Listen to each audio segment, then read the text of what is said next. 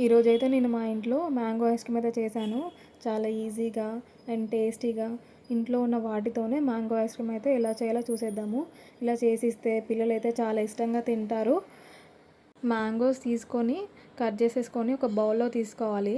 దాని తర్వాత నేను ఒక అరగంట సేపు జీడిపప్పు నానబెట్టుకొని మిక్స్ చేసుకున్నాను. ఇది మీకు ఆప్షనల్, కావాలంటే తీసుకోవచ్చు, లేదంటే లేదు. నేనైతే అడిషనల్ టేస్ట్ బాగుంటుంది అని చెప్పేసి తీసుకున్నాను. దాని తర్వాత పాలు మనం కాస్తూ ఉండాలి. దాంట్లో మనం ఆల్రెడీ మిక్స్ చేసి పక్కన పెట్టుకున్న జీడిపప్పు అయితే వేసి కలుపుతూ ఉండాలి. చూడండి వీడియోలో చాలా థిక్నెస్ వచ్చే వరకు కలుపుతూ ఉన్నాను.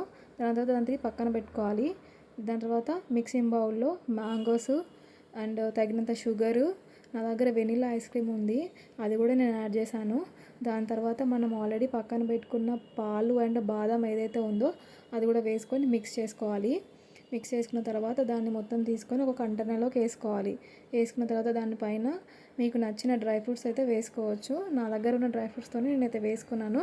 వేసుకొని దాన్ని మంచిగా క్లోజ్ చేసేసి ఒక ఫ్రిడ్జ్లో పెట్టేసేయాలి. ఒక 4 గంటల పాటు ఫ్రిడ్జ్లో ఉంచేసేయాలి. దాని తర్వాత చూడండి, ఇప్పుడు వీడియోలో అయితే చూపిస్తున్నాను, అది నేను 4 గంటల తర్వాత ఓపెన్ చేసి మీకు చూపిస్తున్నాను.